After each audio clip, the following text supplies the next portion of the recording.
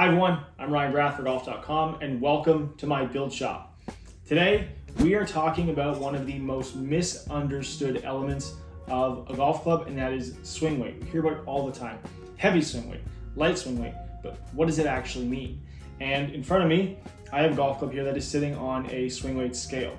This is a tool that is close to over 100 years old. Not this one particularly, but the swing weight scale originally was designed to help balance golf clubs that had wooden shafts. So when you think about how far technology has really come when it comes to golf clubs, the swing weight scale is old. It is something that is still relevant to this day because it is an easy way to identify the balance point of a golf club based on a number and a letter value in a 14-inch fulcrum. Now, when we think about what it means to actually hit a value, most people think of D1, D2, D3. When we talk about what it means to a golfer, the heavier a golf club is, the harder it is to swing. The lighter something is, the easier it is to swing. Pretty simple, right? But what that means for golf clubs is also direction. If a golf club is too light when it comes to swing weight and total weight, so the actual just static weight of the golf club, if you were to set it on a scale, the lighter it is, the quicker it wants to rotate, the easier it is for a golfer to close the club face and also swing it faster, which is important when we're talking about distance. That's why we see so many golf clubs now that are in that category designed for golfers that are looking for more speed and more distance, and the lighter you make something, the easier it is to swing. Now on the other side of that, a heavier golf club, whether it be total weight or especially swing weight, it is harder to close the club face, and in a lot of cases, some golfers will swing it slower.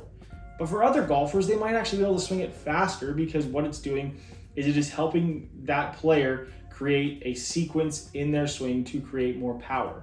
That way they're not overpowering it at the top of their swing, they're maintaining the right tempo, and that's why swing weight is so important, and grip selection is a huge part of that. Shaft, head weight, all of those things factor into swing weight. But when we think about what it actually means for a golf club like this, right now it is roughly D1.5, and I have this little piece of paper here. It's actually a little piece of what I would use in the shop to shine a ferrule or clean something up or just wipe epoxy down, and it basically represents a $1 bill.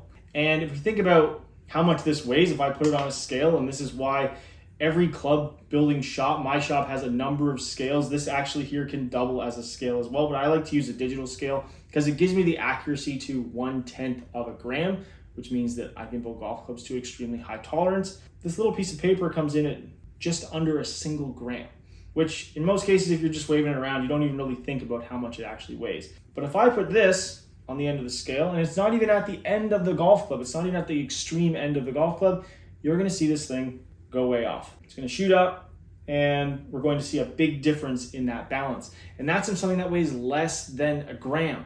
And when we think about grips, this is really important because most people build to a standard weight of a grip that weighs roughly 50 grams. So when you think about how much a grip can weigh if it is undersized, so if it's a little smaller, or if it's a mid-size or a jumbo grip, then we're talking about something that is going to create a huge variance when it comes to swing weight of your golf club. This is why when people either get a golf club re-grip for the first time, they'll say it feels different, or they don't really understand what they're feeling. And what you're doing is you're actually just changing the balance point. If you put a heavier grip on, the balance point is going to move up, the swing weight is going to become lighter. Put on a lighter grip, the balance point is going to move down, and the golf club is going to have a heavier swing weight. Now I have two grips here that seem relatively close to the same mass, but if I put them on a digital scale, the MCC in this case weighs 50.5 grams, and the MCC plus 4 comes in at 54.5. So 4.5 grams. Now we talked about less than 1 gram on this end of the golf club will affect swing weight. And imagine what that means when you put 4 grams on this end. Or if you go up to a mid-size and you're talking about a 10-gram difference versus most standard grips, you're going to see a massive shift in the change of how that golf club actually feels. This is why if some players are going to be using a driver, they might actually prefer to use a larger grip because they want something that's a little bit heavier, and a driver is a unique club in the bag. But when it comes to selecting grips for your irons and your wedges, This is why it's important to actually use the same grip on every golf club, because it's going to maintain the feel that you have. Now, there are certain instances where some players are going to have maybe a slightly smaller grip on their sand wedge or their lob wedge. Most cases it's going to be a lob wedge because it is the shortest club in the bag that you're going to take a swing with, just so there's a slightly different feel. Or in some cases, some players might actually go a little bigger because they want something where they don't feel like they're going to be able to swing the club as quickly. They're just looking for a little bit of finesse within that golf club. But when we talk about grips, this is where, when we are regripping a golf club, just the amount of tape that goes under a grip will change swing weight. So if you put, by accident, one extra wrap of tape on a grip, and you wonder to yourself, why does this grip feel a little bigger? Why does this golf club maybe feel a little bit lighter?